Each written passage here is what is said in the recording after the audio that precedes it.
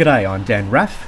Welcome back to the channel and welcome to Sardinia in the Mediterranean for round 5 of the first season of the 2021 Manufacturers Series. We are in Group 4. And as we move down the grid, keep an eye out for Nico later in the race. And this is a race I wasn't really expecting much from, as it's a carbon copy of a race that first appeared in a recent exhibition series where I had an awful time.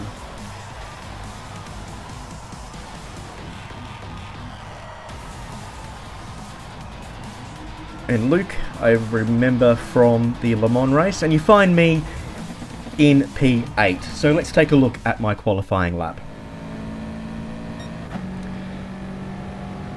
And my best lap during qualifying was the first flying lap. Unfortunately, I got caught up in traffic after this and was unable to improve. And with regard to the strategy in this race, all 3 tyre compounds are available. However, it's a trap!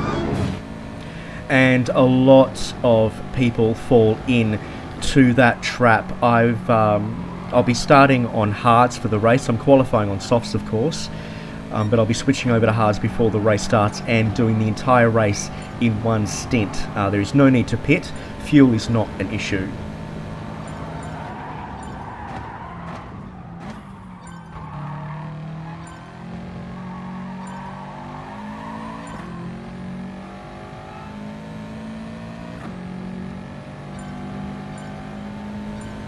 As we cross the line, we're provisionally in P3, but P8 is the end result. And behind us on the grid is James Cruz, Jimmy James on YouTube. Go give him a subscribe. He live streams a lot of these races as well.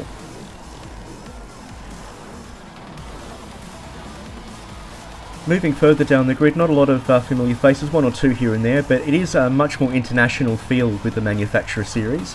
Busicom I've seen before, and Wackawee, of course, from Le Mans. Australian flag next to his name, but I think he might be a Kiwi.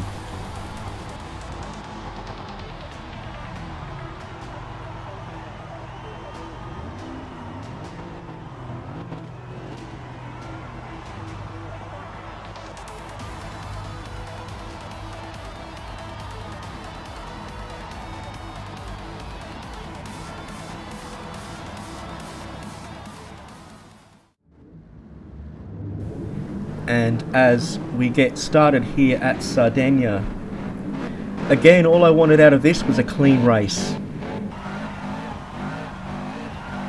This race, when it appeared in the exhibition series, was not fun for me at all. I was doing okay, and then a simple mistake into the wall, and it was race over. And coming into T1, a little bit nerve-wracking, usually carnagey, but we all get through it okay and come onto the back end of the track. Up to the deceptive left-hand flick. It looks like a really simple left-hand turn, but it sort of bends a little more than you'd think it would, and it can catch you off if you're not really perfect, as James gets a run up the inside of myself and Luke. Almost loses it though, loses the position back to Luke, and we are on Jimmy's tail, going up into the ugliest hairpin, I think, in Gran Turismo. It's again, it's deceptive. It looks fairly simple, but you have to get that apex right, and I never do, not even once.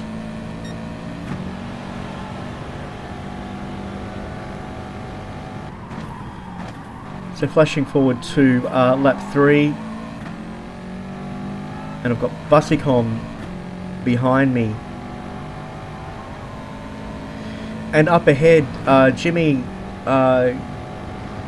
makes slight contact with the driver from China and is off, loses all his momentum out of that corner, and we take back P7. Busicom also gets past and starts looking for a move up the inside,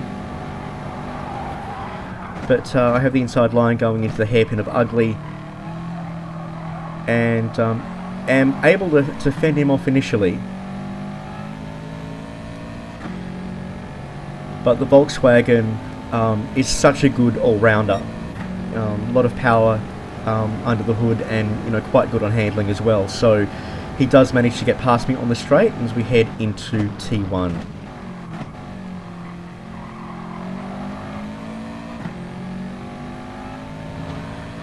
Does get a little bit loose, but he recovers nicely, and it doesn't give us an opportunity to pass.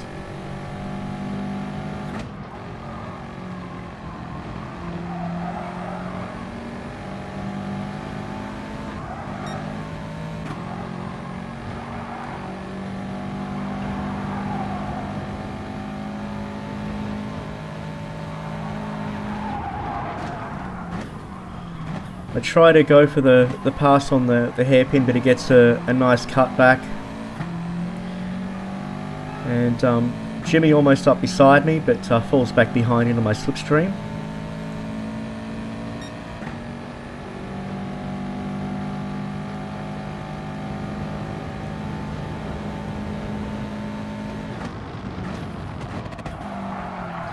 But I go really deep on T1, as does Luke by the looks of things, and that enables Jimmy to get past. So that puts me back into P9. But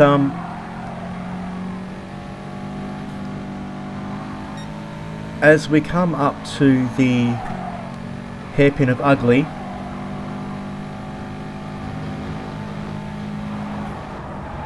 I think Jimmy gets a little bit of contact with Luke, and Luke is spun off into the wall, and Jimmy cops a 2-second penalty for his trouble. I must be punished then, mustn't I? You're a naughty boy! Not entirely sure what happened there. I think Luke may have braked a bit too early, but later on in the lap Jimmy serves that penalty and we take back P7.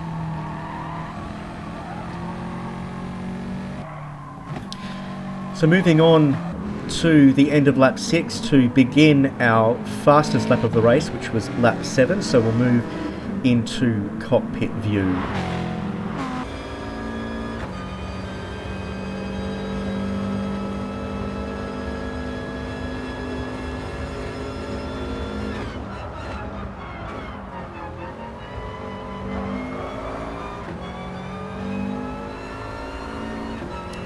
So as I say, my fastest lap in practice was a 56.5, which I did on mediums.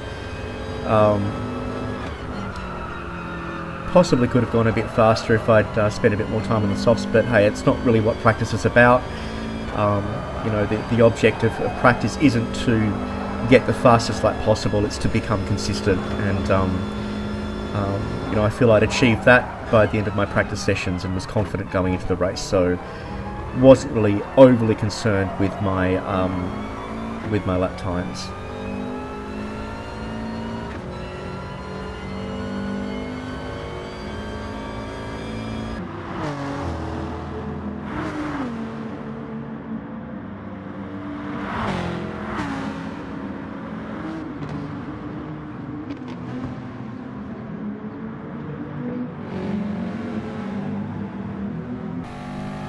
So yeah, 58.4, not stellar, but race conditions are different than practice, and yeah, you're always going to be a little bit slower in a race rather than practice. As we come around the end of lap 8 and get a drag race with Jimmy, second one this season I think. First time was in the go-karts, but Jimmy wins this one as he leads me down into T1, and one of these days I will beat him in a drag race, but that day is not today. So back to P8 for the time being.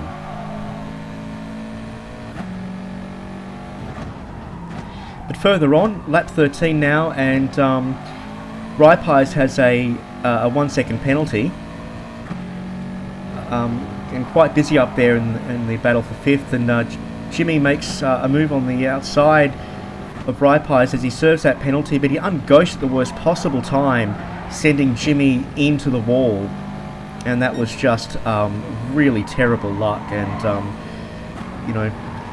possibly a bit of a short-sighted game mechanic there. Perhaps Raipai should have stayed ghosted a little bit longer, but them's the brakes, unfortunately.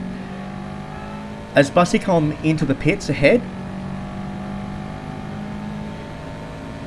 and that puts us up into 6th, and from here on in, the positions start to fall like dominoes as driver after driver falls into the strategy trap, and the next one to go in is the Chinese chap. And that puts us up into 5th.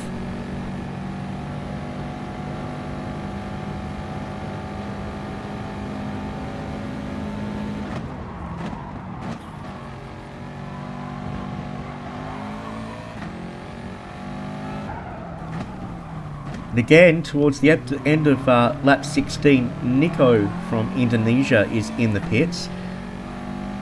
But he actually, I think, got the one-stop strategy just about perfect, and we have not seen the last of him as we move up into P4 to start lap 17.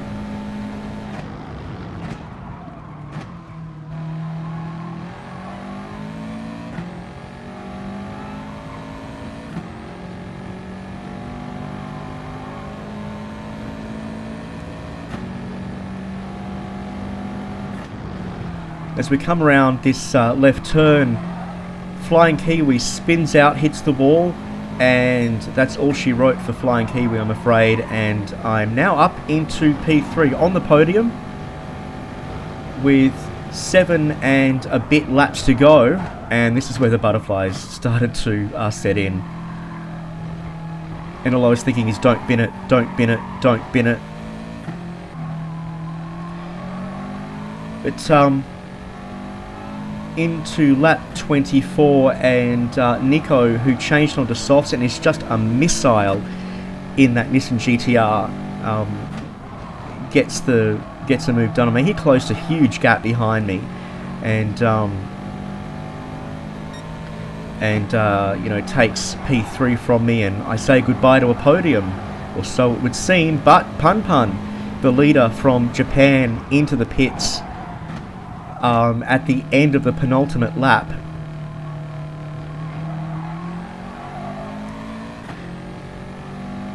And as we begin the final lap, we are back on the podium in P3.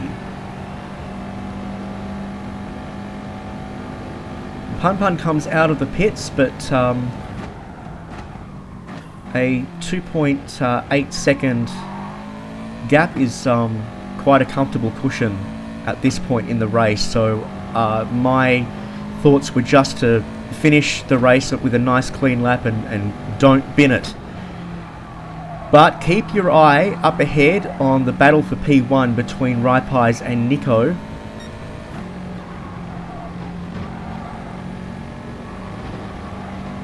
Because as we come to the hairpin of ugly, Nico makes some slight contact with Raipais. That's enough to put Rai off, but he does recover.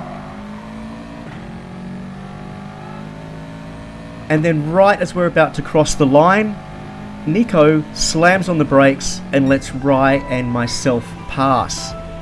And that is a display of phenomenal sportsmanship. Nico decided that he didn't want to win that way, and he backed off. He apologised to both myself and to Rai in the post-game chat. I don't know what he was apologising to me for. I just told him no worries. But he obviously, the contact with Rai on the last turn wasn't deliberate. But even so, he felt he didn't want to win that way. So he slowed down, not only giving up the position, but giving up the win. And so kudos to Nico for that. But that means we get a P2, second podium of the season, and a surprising, very surprising finish to this race.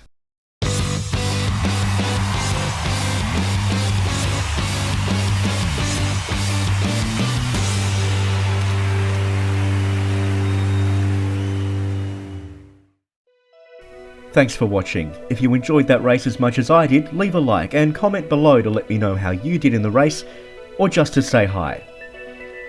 Next on the calendar, it's round 5 of the first season of the Nations Cup. We're in Mini Coopers at the Kyoto Driving Park, so make sure to subscribe and click the bell so you don't miss any of the action. I'm Dan Raff, and I'll see you at the next race.